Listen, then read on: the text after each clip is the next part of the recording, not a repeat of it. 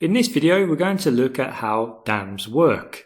We'll look at all of the main components of a dam and the advantages and disadvantages associated with this type of hydropower plant.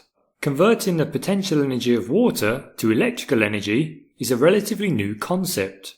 To generate electricity using a hydro dam, you need two things: an abundance of water and an elevation difference between the outlet and inlet sides of the dam. Water enters the penstocks through the main inlets.